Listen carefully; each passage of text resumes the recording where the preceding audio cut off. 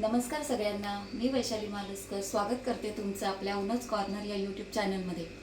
तर आज मी हे 24 प्रकारचे खडे मसाले वापरून माझा घरगुती कोकणी मसाला कसा तयार करते ते दाखवणार आहे।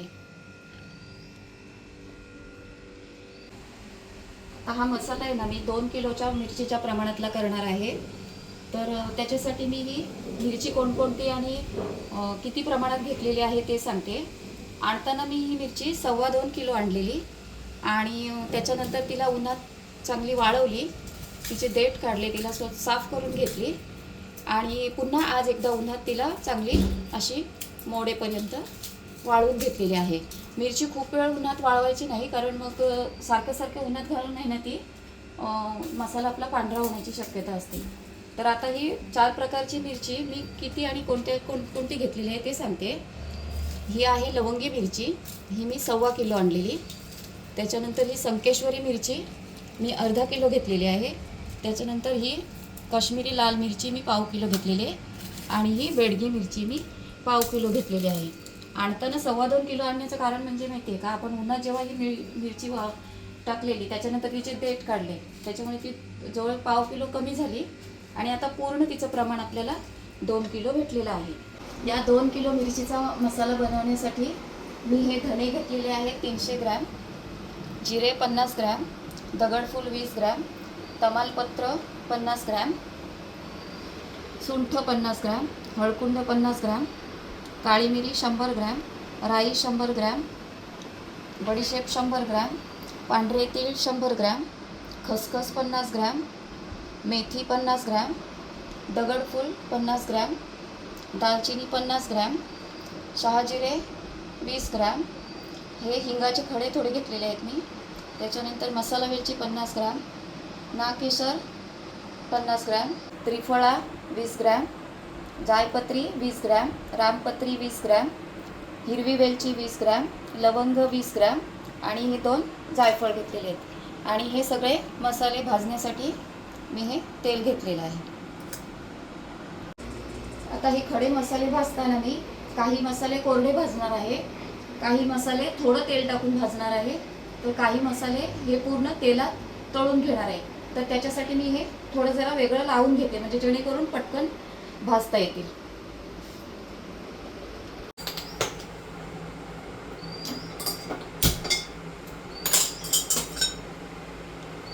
सगळ्यात अगोदर मी जे कोरडे मसाले भाजायचे आहेत ते भाजून घेते।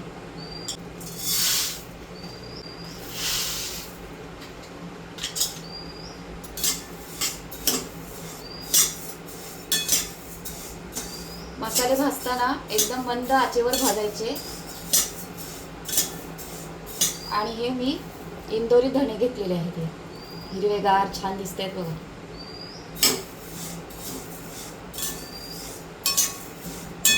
थोडा थोडा आहे ना ह्याचा धण्याचा वास यायला लागला की मग ते बाजूला काढून घ्यायचे।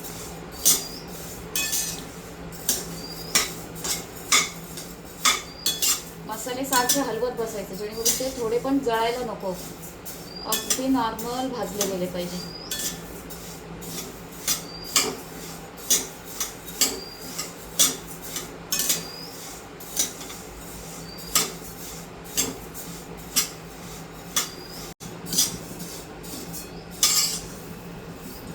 धण्याचा सुवास छान यायला लागलाय, हे धणे भाजून झालेले आहेत। त्याच्यामध्ये काढून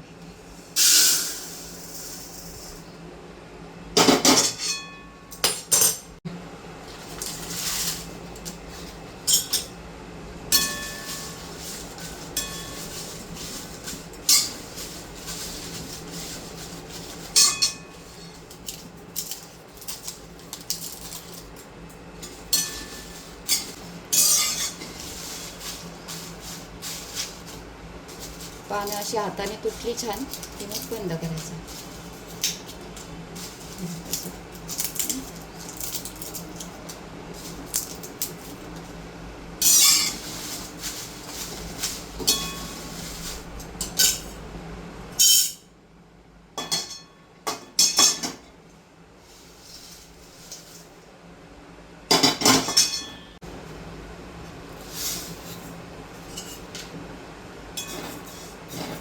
आता हे जिरे आणि शहा जिरे आहे ना, हे एकत्र नाही भाजायचं, कारण ते जरासं छोटं असतं आणि हे जिरं बघ थोडं मोठं आहे ना, त्याच्यामुळं मग हे भाजता भाजता आहे ना, ते एकत्र केलं ना की ते करपतं लवकर, त्याच्यामुळे ते सेपरेटच भाजून घ्यायचे.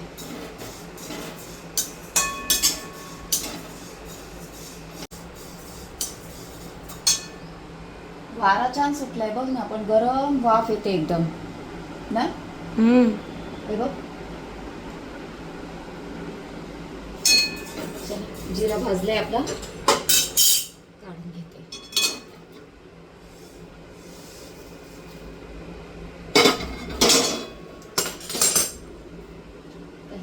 हे ना प्रत्येक हे सेपरेट सेपरेट भाजायला लागतं. काहींना भाजायला थोडा वेळ लागतो, काहींना जास्त लागतो, त्यामुळे एकत्र टाकून जमत नाही. आणि एकदा करपलं ना तर पूर्ण मसाल्याला असं करपल्याचा वास येतो. त्यामुळे ते अगदी मंद आचेवर निवांत भाजायला लागतं. एकदा घाई झाली की पूर्ण मसाला संपेपर्यंत तो जळका वास राहतो मसाल्याला. त्याच्यामुळे हे सगळं वेळ देऊनच भाजायला पाहिजे.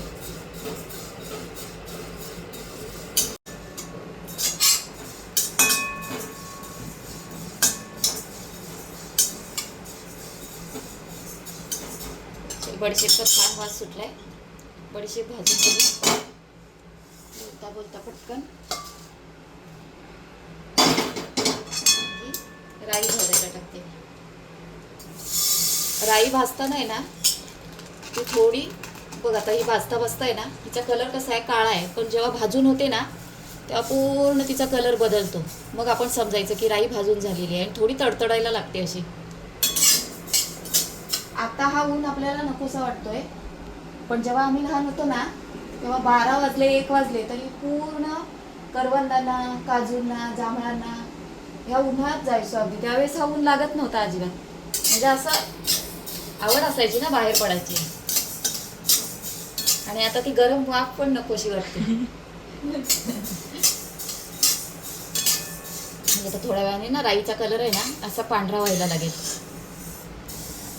पूर्ण पांढरी होईल बघा आता.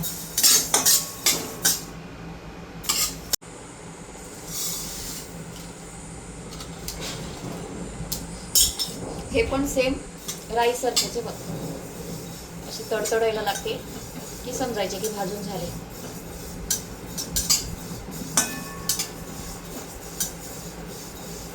पूर्वी आहे ना मुलांकडे मोबाईल वगैरे नसायचा ग. मग मुलं काय करायची, उन्हाळ्याच्या दिवसात काजूंना जा, करवंदांना जा, किंवा मग आपले माच केलेले असतात ना शेतात, शेतात माच केलेले असतात ना, पेंडा ठेवलेला असतो गुरांना वरती, त्याच्या खाली झोका बांधायचा, त्याच्या म्हणजे पूर्ण सावलीत खेळत बसायचं. काहीतरी हे भांडी कुंडी, अशी मोठी मोठी मुलं पण खूप खेळ खेळायची तेव्हा. दुसरा पर्यायच नव्हता ना. आणि अगदी म्हणजे सुट्टीत आहे ना पूर्ण गावातली मुलं म्हणजे एकत्र येऊन असे खेळ खेळायचे, कारण कोण घरात बसायचंच नाही ना. घरात काय बसणार. आता काय होतंय, मोबाईल हातात आला की मुलं बाहेर पडायला मागतच नाही ना.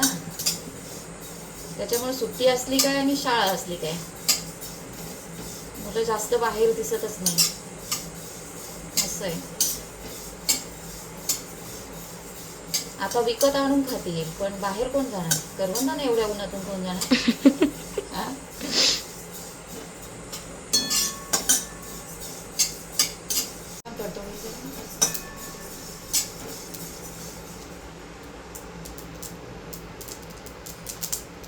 ते बघ हे कशी तडतडतात ना. समजायचं झाले भाजून, करायचं बंद.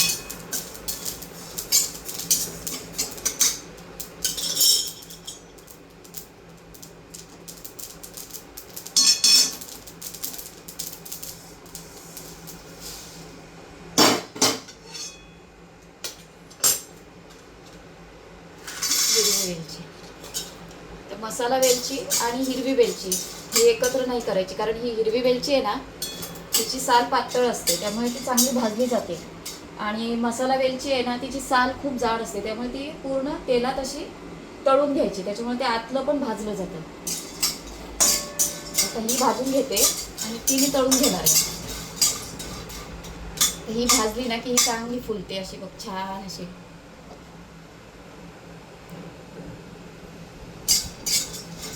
तिचा आकार बघ कसा होतो भाजल्यानंतर.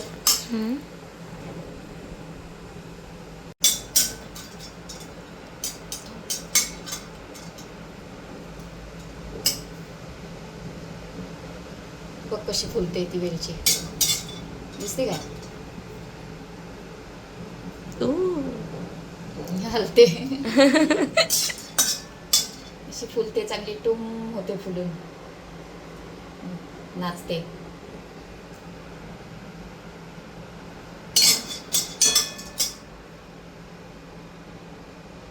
पूर्ण फुगली आहे. करपेल.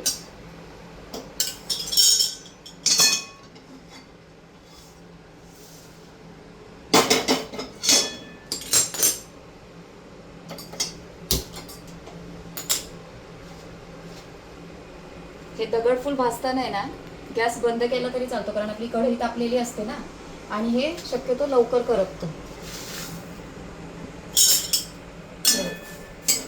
गॅस बंद असेल ना तरी लगेच हे जळतं. त्याच्यामुळे ते जरा हे करूनच, अगदी कढई गरम असताना आहे ना भाजून घ्यायचं. हे आणि खसखस खसखस भाजताना पण गॅस आहे ना पूर्ण बंद करून, कढई गरम असेल तर खसखस भाजायचा, नाही तर तो टाकल्या लगेच जळतो. ते मातीसारखं का दिसतंय? हा, ते काय दगड फुल आहे ना, ते मातीसारखंच दिसतंय बघ ना, माती असं ते मातीच आहे.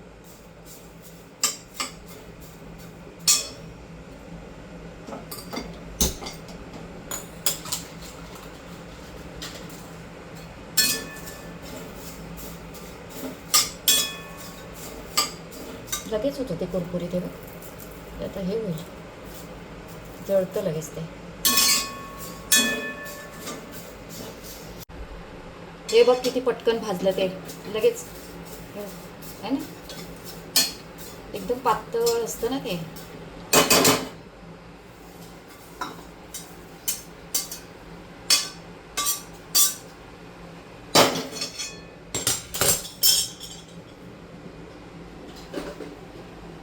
कढई थोडी पुसून घेते आणि मग खसखस भाजायची कोरडी. खसखसला पण आहे ना पूर्ण कढई थोडी एकदम करपायला नको, खसखस लगेच करपते.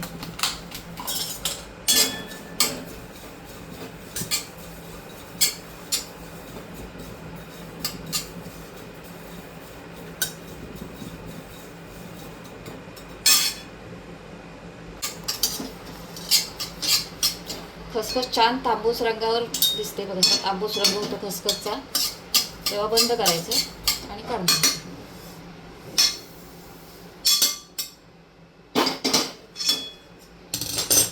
हे आहे शहाजिरे, हे बघ किती बारीक आहे ना, त्याच्यामुळे ते सुद्धा लवकर करपते.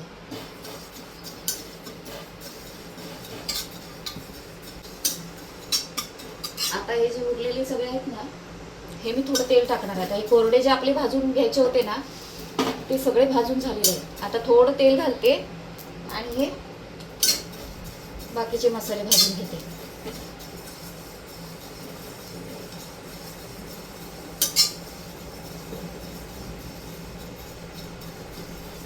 वास यायला लागला ना, लगेचच झालं. किती बारीक आहे ते.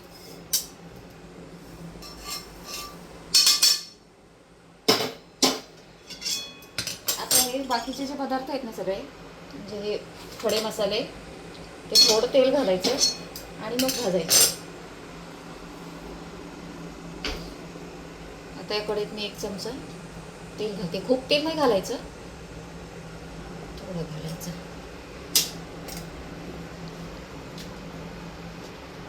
काळी मिरी.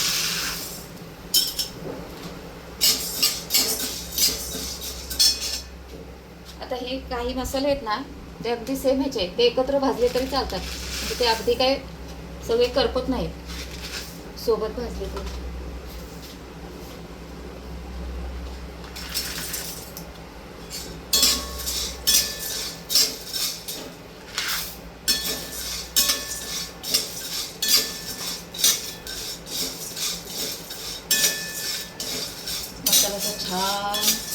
वास येतोय ना.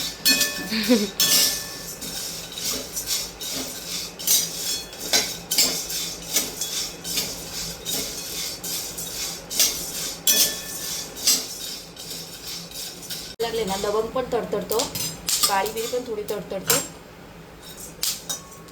आवाज येतोय. आणि हे ना त्रिफळा, याच्यामध्ये एक बी असते, ती अगोदर पूर्ण काढून घ्यायची आपण जेव्हा भाजायच्या अगोदर. याच्यात मध्ये एक बी असते काळी. असं बघितलं की आपल्याला आहे ना ती काळी मिरीसारखीच दिसते, पण ती काढून घ्यायची पूर्ण अशी कवरमधून.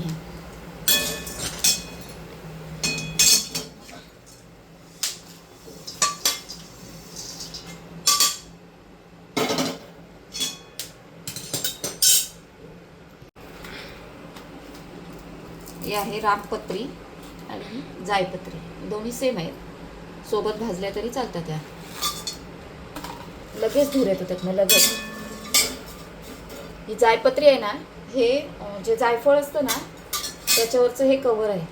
असं एक फळ येतं, त्याच्यामध्ये हे वरती, ह्याच्या वरती, हे जायफळाच्या वरती हे आवरण असतं. ही जायपत्री.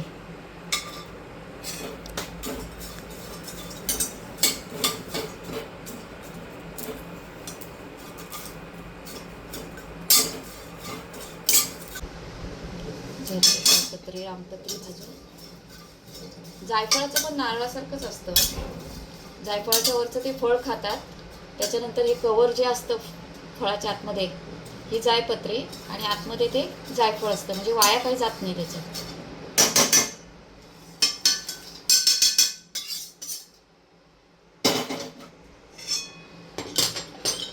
तर थोडं तेल घालते.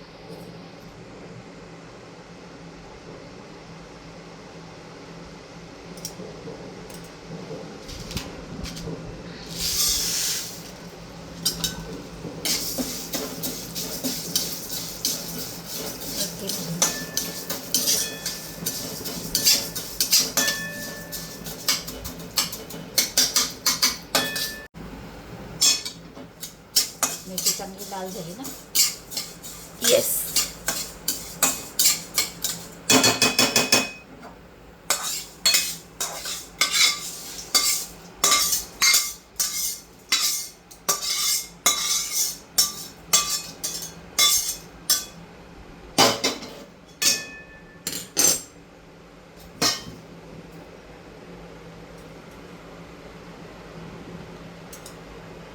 ही वेलची, मसाला वेलची, किती साल जाड आहे ना तिची.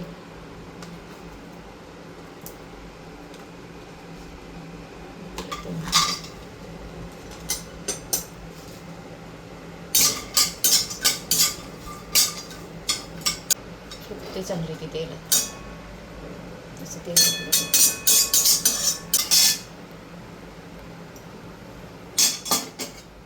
वेलची कशी भाजून फुगली आहे, छान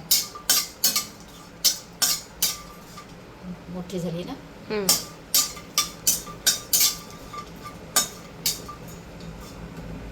तेल टाकल्यामुळे ना ती व्यवस्थित भाजली जाते. साल जाड असते एकदम तिची, थोडा वेळ लागतो भाजायला. अशी फुलायला लागली की बंद करायचं.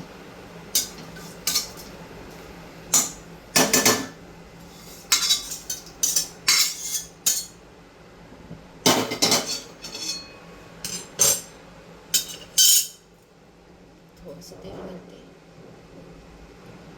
दालचिनी भाजून घेते.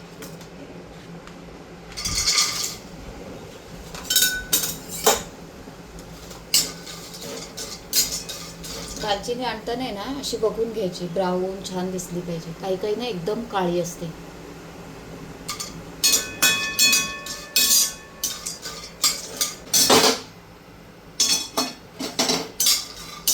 दालचिनी पण भाजून झालेली, काढून घेते.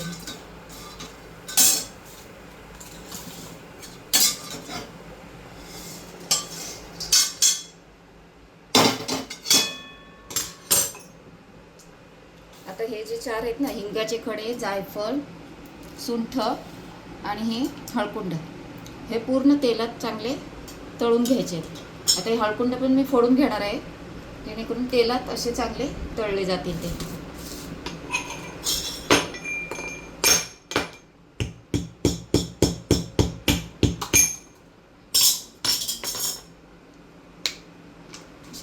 घ्यायचे छोटे छोटे तुकडे. कशी पिवळी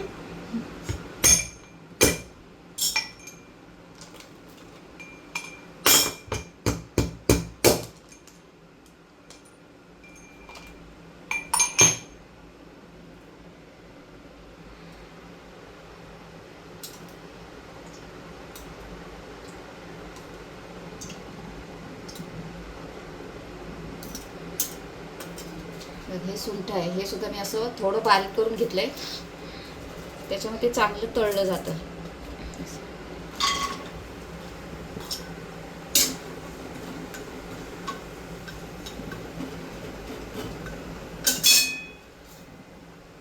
तोपर्यंत हळकुंड थोडी तोडून घ्या.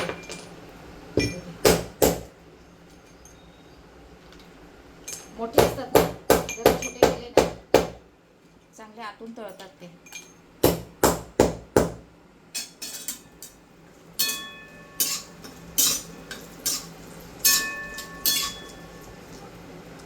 सुंठचा वास येतोय ना छान, मस्त एकदम.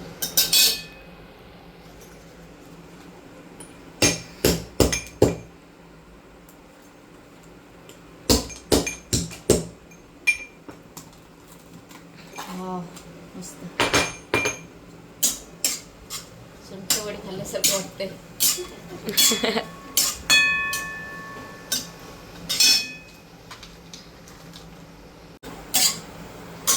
हे बघ सुंठ छान तळून झालेली आहे, आता ती काढून घेते. मिरची भाजल्यानंतर ना हे मसाले आणि मिरची एकत्र नाही करायची. हे भाजलेले जे खडे मसाले आहेत ना ते सेपरेट एका पिशवीत भरून न्यायचे आणि मिरची वेगळी न्यायची. मग त्या काकू सगळं एकत्र करतात कांदा पेंत्रावर घेऊन गेल्यानंतर.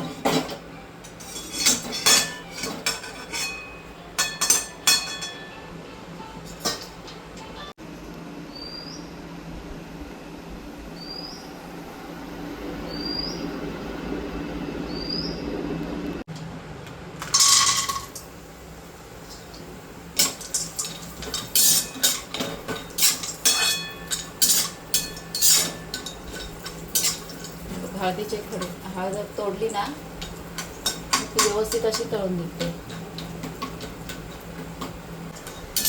आमचा कोकणी मसाला बनवताना कांदा, लसूण, खोबरं याचा वापर या मसाल्यात करत नाही, कारण शाकाहारी किंवा मांसाहारी जेवणात आमच्या कांदा, खोबरा, लसूण यांचं वाटण वापरलं जातं, म्हणजे अगदी नेहमीच रोजच्या जेवणात.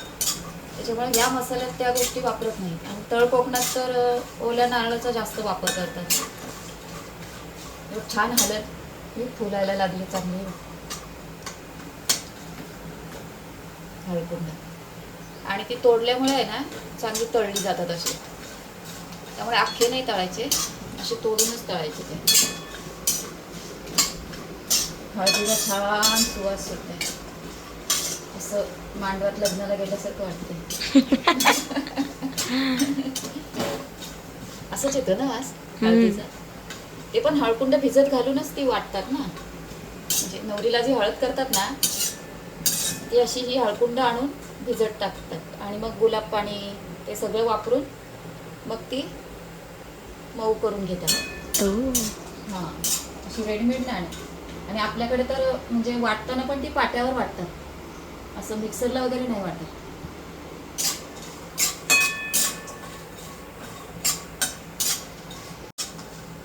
चल आपले हलकुंड झालेले भाजून मस्त छान कलर त्यांचे बदलले.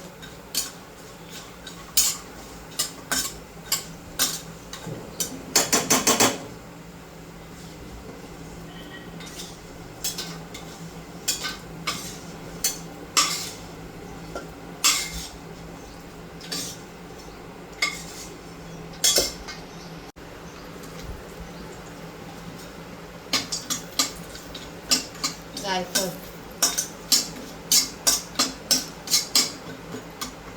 नाईस, मस्त वाटते ना.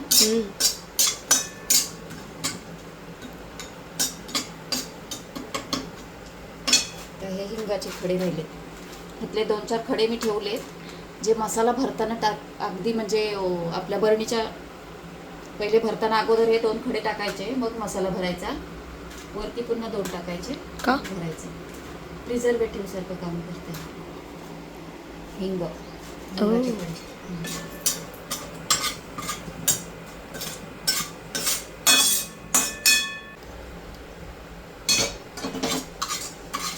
काढून घेते. जायफळ काय मस्त सुवास सुटलाय. डब्यात हे सगळं सेपरेट नेलं ना की काकी त्या हे मसाला आणि मिरची वेगवेगळी करतात आणि मग त्यानंतर एकत्र करतात. आपण घरूनच ते पूर्ण एकत्र करून नाही न्यायचं सगळं. हे हिंगाचे खडे तळून घेते.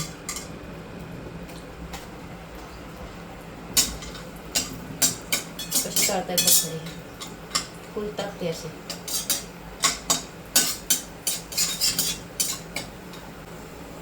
असं कलर बदलला त्यांचा. हिंग भाजून झालाय. आता सगळे आपले खडे मसाले भाजून झालेले आहेत. आता या कढईत जे तेल आहे ना त्याच्यातच ती मिरची आहे, ती एक्स्ट्रा तेल टाकायची गरज नाही. त्याच्यातच आपण ती मिरची भाजून घ्यायची.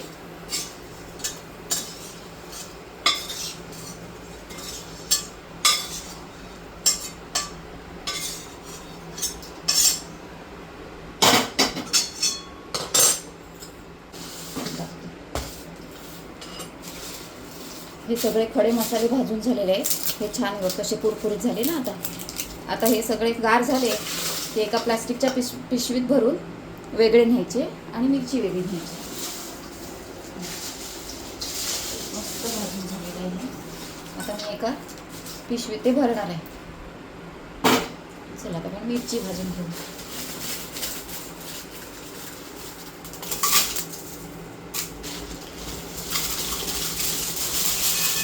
थोडी थोडी भाजून घ्यायची मिरची.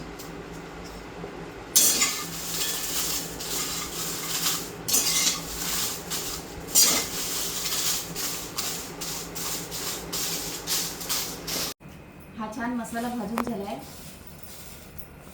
आणि मिरची पण भाजली, छान कुरकुरीत झाली. आता हे सगळं भरून मी कांडप यंत्रावर घेऊन जाते. छान हे झाले बघ, कुरकुरीत चांगली मोडती. भरून घेते आणि घेऊन जाते. आल्यावर मसाला बघूया आपण कसा होतोय आपला तो.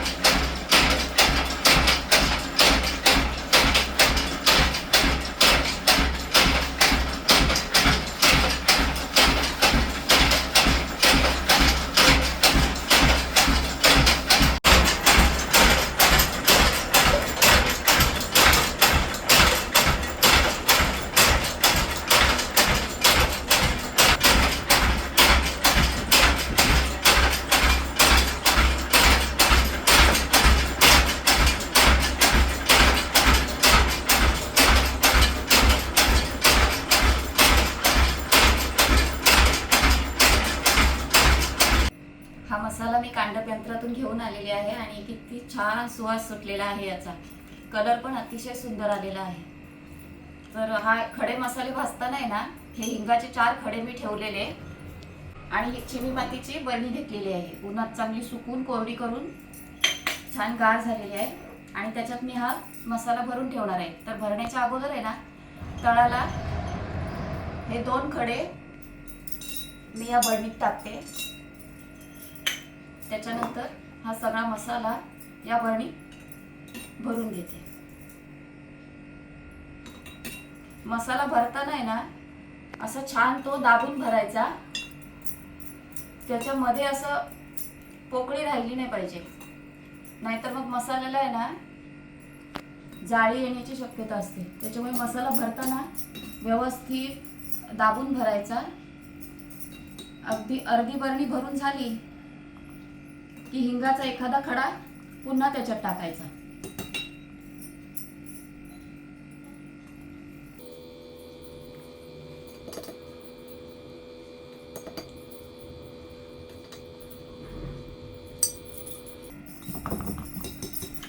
मध्ये एक हिंगाचा खडा टाकते.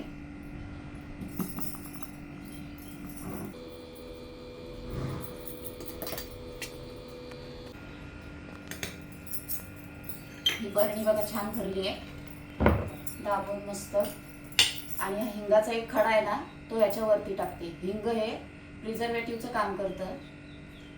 तो असं छान वरती ठेवला खडा आणि हे बरणीचं झाकण असं लावून घेतलं.